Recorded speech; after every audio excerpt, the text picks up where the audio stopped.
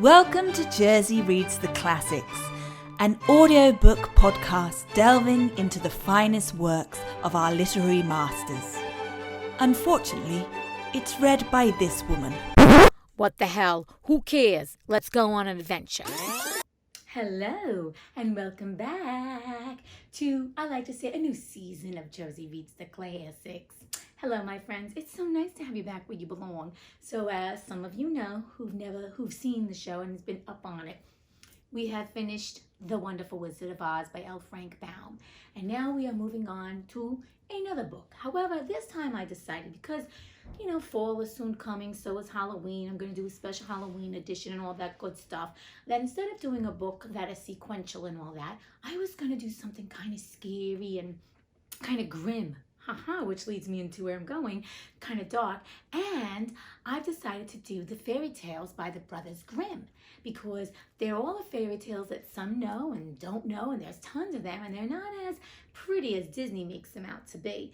Also, I'm going to be dressing like this, my favorite pajama top that I wear out, because it's really not a pajama top. It's one of those stylish ones that you can wear out, because it's like, you read fairy tales when you go to bed at night. So if you're seeing the same shirt for the next couple of weeks, it's because it's part of the whole fairy tale reading to you at night. But you can watch this at any time of the day. Anyway, I've never read these fairy tales, and while I was recording some of them, there are some good morals in them, which we do know they have, but we're definitely going to be doing the woo-wooing of it too. So, without any further ado, let's begin with our book. Ooh! Grimm's Complete Fairy Tales by the Brothers Grimm. Our first story is called The Golden Bird. In olden times, there was a king who had behind his palace a beautiful garden in which there was a tree that bore golden apples. When the apples were getting ripe, they were counted, but on the very next morning, one was missing. This was told to the king, and he ordered that a watch should be kept every night beneath the tree. The king had 3 sons, the eldest of whom he sent, as soon as night came on, into the garden. But when midnight came, he could not keep himself from sleeping, and next morning again, an apple was gone. The following night, the second son had to watch. It fared no better with him. As soon as 12 o'clock had struck, he fell asleep, and in the morning, an apple was gone. Now it came to the turn of the third son to watch, and he was quite ready. But the king had not much trust in him, and thought that he would be of less use even than his brothers. But at last he let him go. The youth lay down beneath the tree, but kept awake, and did not let sleep master him. When it struck 12, something rustled through the air, and in the moonlight he saw a bird coming whose feathers were all shining with gold. Gold feathers. Did you ever see Goldfinger? I haven't seen that in years. And that was, it is that James Bond, but that's with, what's his face, Sean Connery. Oh, he was a handsome devil. The bird alighted on the tree and had just plucked off an apple when the youth shot an arrow at him. The bird flew off, but the arrow had struck his plumage, and one of his golden feathers fell down. The youth picked it up, and the next morning took it to the king and told him what he had seen in the night. The king called his council together, and everyone declared that a feather like this was worth more than the whole kingdom. If the feather is so precious, declared the king, one alone will not do for me. I must and will have the whole bird. Oh, here we go. We gotta have the whole bird. Just can't be happy with one golden feather, right? And he's the king already that probably has so much going on, but he needs more. The greed, the greed, the greed. Okay. The eldest son set out. He trusted to his cleverness and thought that he would easily find the golden bird. When he had gone some distance, he saw a fox sitting at the edge of a wood. So he cocked his gun and took aim at him. The fox cried, "Do not shoot me, and in return, I will give you some good counsel. You are on the way to the golden bird, and this evening you will come to a village in which stand 2 inns opposite to one another. One of them is lighted up brightly, and all goes on merrily within. But do not go into it. Go rather into the other, even though it seems a bad one.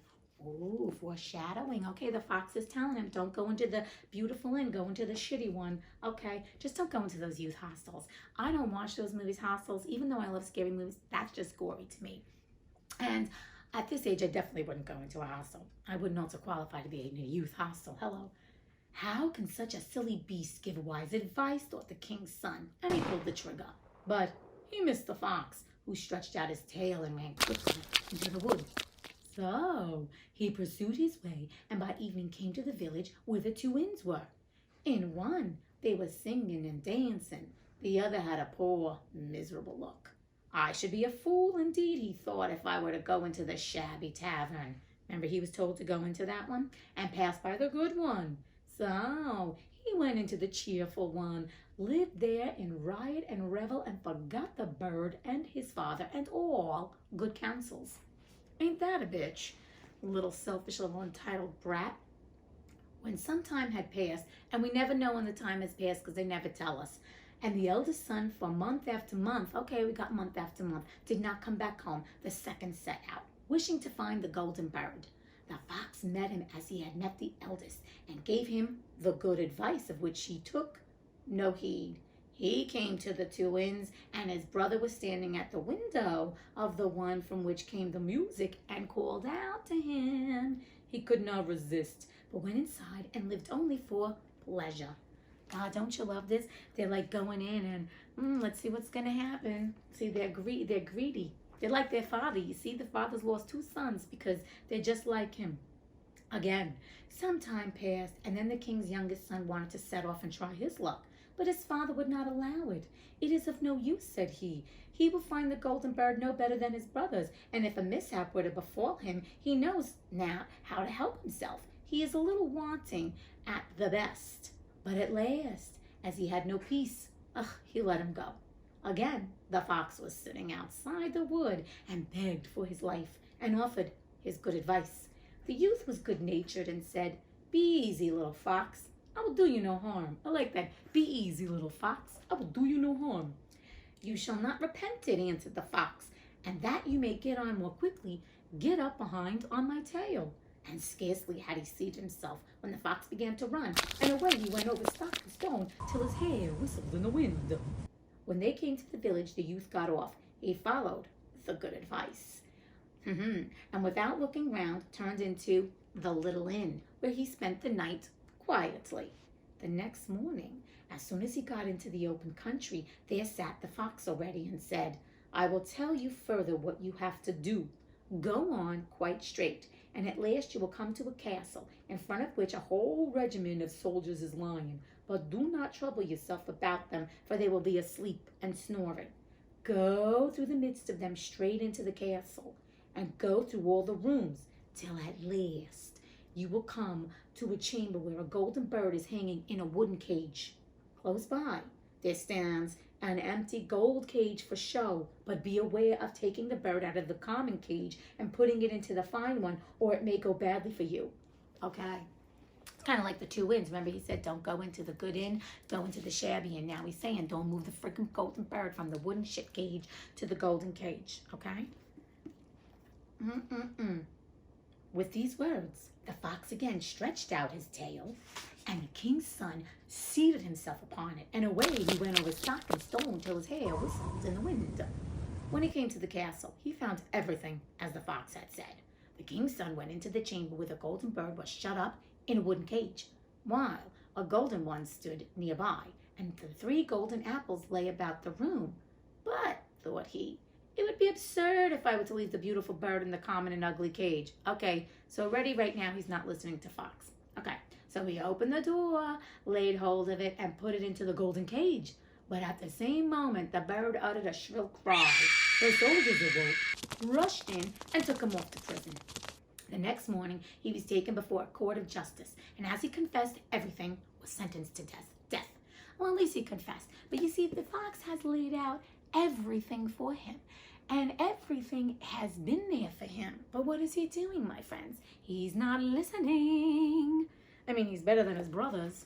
Thank God for that. But let's see how this plays out. The king, however, said that he would grant him his life on one condition, namely, if he brought him the golden horse, which ran faster than the wind.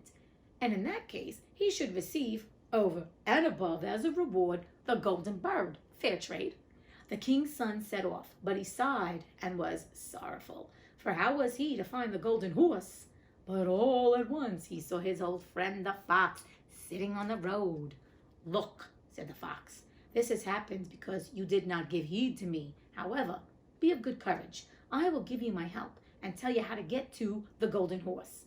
You must go straight on, and you will come to a castle, where in the stable stands the horse. The grooms will be lying in front of the stable, but they will be asleep and snoring, and you can quietly lead out the golden horse. But of one thing you must take heed. Put on him the common saddle of wood and leather, and not the golden one, which hangs close by. Else it will go badly for you." Here we go, the second time. Here we go. Then the fox stretched out his tail. The king's son seated himself upon it, and away he went over stock and stone until his hair whistled in the wind. Everything happened just as the fox had said. The prince came to the stable in which the golden horse was standing, but just as he was going to put the common saddle upon him, he thought, "Will be ashamed of such a beautiful beast if I do not give him the good saddle which belongs to him by right." But scarcely had the golden saddle touched the horse when he began to neigh loudly. The grooms awoke, seized the youth, and threw him into prison. The next morning, he was sentenced by the court to death. Another second, he's got 2 life sentences, 2 death sentences. But the king promised to grant him his life and the golden horse as well if he could bring back the beautiful princess from the golden castle. There's more and more gold. It's like, I love it. It's like his journey just keeps going and going, but he's not learning the lesson. But he keeps getting faced the same situations. With a heavy heart, the youth set out. Yet luckily for him, he soon found the trusty fox. "I ought only to leave you to your bad luck." "That's true," said the fox. "But I pity you and will help you once more out of your trouble. This road," that's a nice fox. It's like, okay, 1 time shame on you, 2 times shame on me, 3 times is a charm, hopefully. "This road takes you straight to the golden castle. You will reach it by evening, and at night when everything is quiet, the beautiful princess goes to the bathing house to bathe. When she enters it, run up to her and give her a kiss. Then she will follow you, and you can take her away with you. Only do not allow her to take leave of her parents first, or it will go badly for you." Oh, Yazoo. Oh, Yazoo. Can you see what's happening here? He's got his 3rd trek. Let's see. Then the fox stretched out his tail. The king's son seated himself upon it, and away the fox went over stock and stone till the hair whistled in the wind. When he reached the golden castle, it was just as the fox had said. He waited until midnight, when everything lay in deep sleep, and the beautiful princess was going to the bathing house. Then he sprang out and gave her a kiss. She said that she would like to go with him, but she asked him pitifully and with tears to allow her first to take leave of her parents.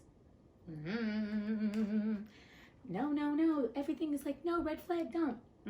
At first he withstood her prayer, but when she wept more and more and fell at his feet, he at last gave in. There it is, not a charm. But no sooner had the maiden reached the bedside of her father than he and all the rest in the castle awoke, and the youth was laid hold of and put into prison. The next morning the king said to him, "Your life is forfeited, and you can only find mercy if you take away the hill which stands in front of my windows, oh my God, and prevents my seeing beyond it, and you must finish it all within 8 days. If you do that, you shall have my daughter as your reward." Once again, a woman is always given out as a reward. It's like when they had to get daughters to get married, they had to give them as dowry. Really? That's all we are. We were like cattle, constantly like cattle. She's the golden house. She's the golden horse, the golden bird, the golden princess, right? You know what I mean? But this is a fairy tale. It's the sign of the times back then. Has a lot changed? I don't know. The king's son began and dug and shoveled without leaving off. But when after 7 days he saw how little he had done and how all his work was as good as nothing, he fell into great sorrow and gave up all hope. You got no one to blame but yourself. That's all I'm going to say on that. But on the evening of the 7th day, the fox appeared and said, "You do not deserve that I should take any trouble for you, but just go away and lie down asleep, and I will do the work for you." look at this fox. That's a very nice fox. That's what I was going to say. You know, they say Sly is a fox. He's a nice fox. The next morning, when he awoke and looked out of the window, the hill had gone. The youth ran, full of joy, to the king and told him that the task was fulfilled. And whether he liked it or not, the king had to hold to his word and give him his daughter. So the two set forth together, and it was not long before the trusty fox came up with them. You have certainly got what is best, said he, but the golden horse also belongs to the maiden of the golden castle. How should I get it? Asked the youth. That I will tell you, answered the fox. First, take the beautiful maiden to the king who sent you to the golden castle. There will be unheard of rejoicing. They will gladly give you the golden horse and will bring it out to you. Mount it as soon as possible and offer your hand to all in farewell, last of all to the beautiful maiden. And as soon as you have taken her hand, swing her up onto the horse and gallop away. And no one will be able to bring you back, for the horse runs faster than the wind. Oh, I like this plan. All was carried out successfully, and the king's son carried off the beautiful princess on the golden horse. The fox did not remain behind, and he said to the youth, Now I will help you to get the golden bird.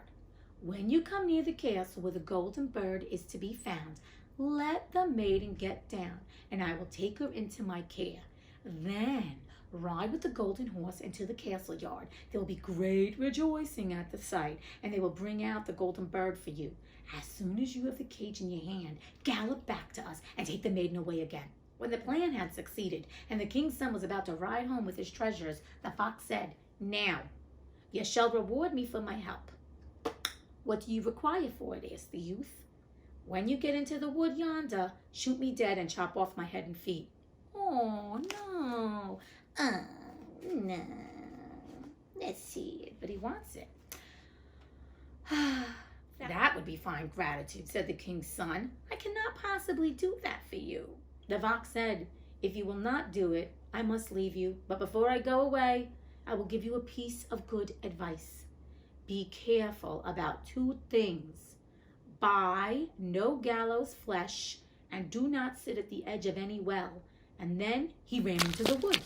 The youth thought, That is a wonderful beast. He has strange whims. Who is going to buy gallows flesh? And the desire to sit at the edge of a well has never yet seized me. He rode on with the beautiful maiden, and his road took him again through the village in which his 2 brothers had remained. There was a great stir and noise, and when he asked what was going on, he was told the 2 men were going to be hanged. They were too busy carousing and whoring it up, because you know the other inn was probably full of a bunch of prostitutes. They were whoring it up. As he came nearer to the place, he saw that they were his brothers, who had been playing all kinds of wicked pranks and had squandered all their wealth. He inquired whether they could not be set free. If you will pay for them. Remember, he said, do not buy the gallows flesh. And he said, buy, B-U-Y, but do not buy the gallows flesh. Okay. He did not think twice about it, but paid for them. And when they were set free, they all went on their way together. They came to the wood where the fox had first met them. And as it was cool and pleasant there, the 2 brothers said, Let us rest a little by the well and eat and drink. Shit. Here's the second thing he was told, not to sit by a well. He agreed, and while they were talking, he forgot himself and sat down upon the edge of the well without thinking of any evil. But the 2 brothers threw him backwards into the well, took the maiden, the horse, and the bird, and went home to their father. Here, we bring you not only the golden bird, said they, we have won the golden horse also, and the maiden from the golden castle. Then was there great joy, but the horse would not eat, the bird would not sing, and the maiden sat and wept. But the youngest brother was not dead. By good fortune, the well was dry, and he fell upon soft moss without being hurt. See, because he wasn't supposed to be hurt. But he could not get out again. Even in this strait, the faithful fox did not leave him. It came and leapt down to him and upbraided him for having forgotten its advice. But yet I cannot give it up so, he said. I will help you up again into daylight. What a lovely fox. He bade him grasp his tail and keep tight hold of it, and then he pulled him up. You are not out of all danger yet, said the fox. Your brothers were not sure of your death, and have surrounded the wood with watchers who are to kill you if you let yourself be seen. But a poor man was sitting on the road, with whom the youth changed clothes, and in his way he got to the king's palace. This is good, you see. He did a flipperoo. He did a switcheroo or switcheroo. No one knew him, but the bird began to sing, the horse began to eat, and the beautiful maiden left off weeping. The king, astonished, asked, "What does this mean?" Then the maiden said, "I do not know, but I have been so sorrowful, and now I am so happy. I feel as if my true bridegroom has come." She told him all that had happened, although the other brothers had threatened her with death if she were to betray anything. The king commanded that all people who were in his castle should be brought before him, and amongst them came the youth in his ragged clothes. But the maiden knew him at once and fell upon his neck. The wicked brothers were seized, good for them, and put to death. But he was married to the beautiful maiden and declared heir to the king. But how did it fare with the poor fox? Long afterwards, the king's son was once again walking in the wood when the fox met him and said, "You have everything now that you can wish for, but there is never an end to my misery, and yet it is in your power to free me." And again he asked him with tears to shoot him dead and chop off his head and feet. So he did it. And scarcely was it done when the fox was changed into a man and was no other than the brother of the beautiful princess, who at last was freed from the magic charm which had been laid upon him. And now they never lacked in happiness as long as they lived. The end. I like that story. That's a damn good story. I'm not gonna lie. Oh, I love it, the twists and turns, and I love the journey of the third son because it tells you can always find redemption. And I just think it's interesting how the father, the king, had the least amount of faith in the youngest one, and the youngest one because he had bravery and was like, "I'm gonna do it. I'm gonna get my brothers. I'm gonna get the golden bird," and goes out, and he's the one that comes back as the successor. So there's so much woo-woo in this, thinking about it all. It's just more like, okay, let's think about the fox. I think of the fox as like our spirit guide, or that little gut instinct, or that little voice, that tells you to go down this way, but yet you don't want to listen and you go the other way, and you're like, "Oh, that was a stupid mistake." And that's what I think about the fox, like a guardian angel, whatever way you want to look at it, because it doesn't have to be religious, it doesn't have to be spiritual. Your gut instinct is nothing to people. Like, it's not about being spiritual or religious. Your gut instinct is your gut instinct, and it's a fact, there is a gut instinct. And the thing is this, when opportunities present themselves to us, which our gut says, you go with this or don't go with this. Most of the times, I like to say we listen, but sometimes we don't. And when we don't listen, we get ourselves in a little different path that sometimes brings a little bit more trouble than we'd like there to be. And so I just want to encourage you to think about the times, and we've talked about gut instinct, when you didn't listen to your gut instinct. It's like this kid. He was told once, "Don't do this," and he did most of it, but then he did the thing he wasn't supposed to do. He took the golden bird and stuck it in the golden cage. Okay, so one time, questioned it. The second time he did it again, it was again like, "Dude, you're not paying attention." And then the third time. But it's kind of like us in our journey, right? We know inherently what's going on in our lives. It's just that our ego gets in the way. And that's what I want to talk about a little bit. Our ego is a place that protects us. It's there to protect us, but it also sometimes fills us with a lot of fear, worry, and doubt, and this thing of lack. So we don't trust inherently our journey and our path that's laid out before us that we know instinctually to follow. But sometimes we make decisions against our gut instinct, right? And we make these decisions because we're also supposed to have other opportunities and things to help us grow. So with each time that the young man, got sentenced to death, he was given a bigger feat to accomplish, right? Because first he had the golden bird, then he had the golden horse, then the golden castle or the golden princess, and all these things. So with each derailment, he got something big, and it probably built his character up because it shows that he was trustworthy, he was honest, he told the truth about everything, and in the end, he won. So I think it's important for each and every one of us to look at our own lives and think about the fact that at times in life, we know it's supposed to be on a specific path, but sometimes we get derailed because we allow that fear, worry, lack, that thought in our minds to stop us and think, well, I got to do this a different way, or maybe I'm doing this wrong. And then we go against the grain of what we inherently know, whether it's spiritual or not spiritual, does not make a difference, or our heart's desires. And then we end up learning the hard way. They say, I learned that lesson the hard way. So this guy kept getting, and that's the thing about life, when you say, why does this always happen to me? Why do I keep getting the same situations? Because are you learning the lessons? And that leads me to the next thing. Are you learning the lessons that are put before you? Because if you are finding that you are put in the same situations constantly, being faced with the same endeavors, that you're like, but what's the problem here? That means you're not getting the lesson. Until you get the lesson, you're not going to get shit. You're going to keep getting the same friggin' lesson. So what I'm going to say is this guy got rewarded because he finally learned the lesson. And what I love about it is he was always so grateful to the fox. And the fox kept giving him opportunity after opportunity. And that's just like us. Our spirit, our heart's desires, our gut instinct. It doesn't know to say no to us. It always is going to direct us. It's not going to be like, well, I'm shutting down. I'm not telling you anything because you don't listen to me. You're a schmuck. No, it constantly is speaking to us. Yeah. So when you listen and you start fine-tuning that to listen to yourself, your heart's desires, your gut, and what have you, what happens, you can do no wrong. And you are led on the path to where you're supposed to be. And you end up with whatever the goal is or the journey is. And like this young man, he was grateful, and he was grateful too. He finally got to his destination. And then I have to say another thing is the fact that the fox had asked him for the last thing. And though it was a hard decision, the king didn't think about it. The king's son didn't think about it. He was like, you did all this kindness for me, right? I'm going to reciprocate. I mean, it's no easy feat to cut off someone's head and feet and all that and kill them, because that is a terrible thing to do. But we wouldn't be faced with that. The point is, sometimes we have to make decisions that we may feel in our mind is not the smartest decision, but our gut says this is the next step and I need you to do this, and it makes you feel uncomfortable. And we've talked about it. When you feel uncomfortable, that is when growth happens. So the fox asked the king's son to do something that is totally against his grain mentally, right? And he's like, oh my God. But he didn't even flinch. He didn't even flinch. He did it. And then what happens? The fox is then released, and it's now his brother-in-law and all that good stuff. But the thing was, the great reward is he did something wonderful for the fox, right?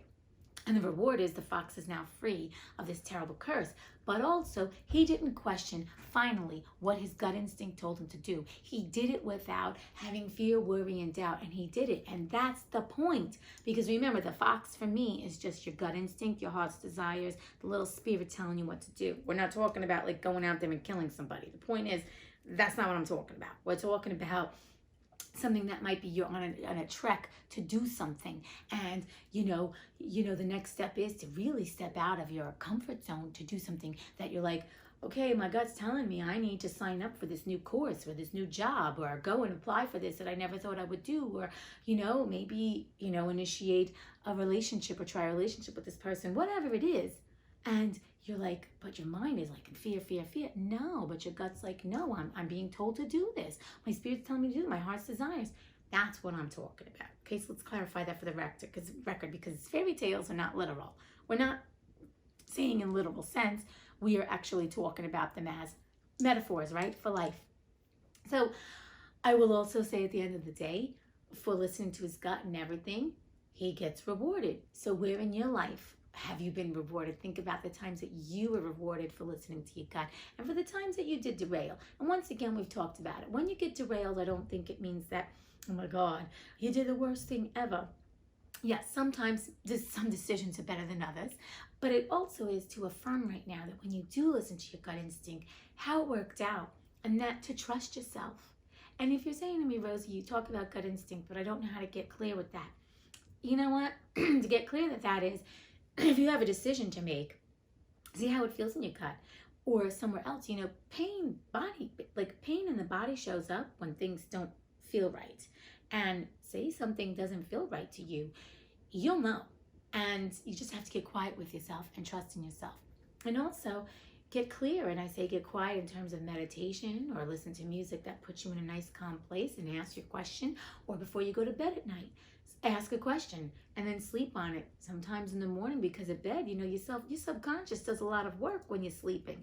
So there are ways, but I'm just going to say at the end of the day, the path that's laid before you. But what happens, we all allow the ego to go in, and other people's voices and all these voices to tell us that we shouldn't do it. And I just want to say, when it comes to your dreams, visions, and goals, You put in the hard work, you plant the seeds, you trust in yourself, and you go along with gratitude and light and love and a pure heart. And you do it because your intention is of pureness, right? You do it because it's going to elevate your highest good. And once you elevate your highest good, you elevate the highest good of all. Because I think it's really important to get clear as to what is your intention with your goals and visions. And especially if you're looking to help society, please, that's what we're here for. We are all, people think that none of us are important. Like, oh, I don't have riches, this and that. That's not true. Every little thing you do is a ripple. And you have no idea what you've said or done for somebody that has caused a huge ripple. And it gets passed and it gets passed. So I don't want you to question yourself, to question your path, to question your dreams, visions, and goals. But of course, we always have to do the work. We always have to have a good heart, to treat people with kindness. We have to treat ourselves with kindness. And we do it with a good intention, knowing that we're here to fulfill whatever we need to fulfill, but also that we're here to experience a journey, other opportunities, and to be open to the possibilities. So with that being said, I could probably spend all day on this particular story, but we do know that you do get rewarded for your good deeds. I know a lot of people feel no good deed goes unpunished. I used to feel it once in a blue moon, right? But you know what? You do get rewarded. So stay the good path, my friends. Stay the good person you are. Keep trusting yourself. Keep loving on yourself. And keep following your dreams, visions, and goals. And knowing that you too can create the life you choose if you do the work and you trust in yourself. All right. My life's just gone on and on and on. And I mean, there's a lot to glean from this. I mean, you can glean from it your own. So I'm going to even encourage you to think about this damn story. Look it up online. I mean, this is all public domain, these things. So you can read this shit all online. I download these for free and glean your own little your own morals of these stories, because they all pack a punch. They really all do. So with that being said, I wish you a most blessed day, sending you tons of light, love, peace, joy, bliss, and all that good stuff, knowing that you are worthy and you are enough. And until we read again. Yeah, that's the new tagline. All right, my friends. Au revoir. Adieu. Arrivederci. Ciao.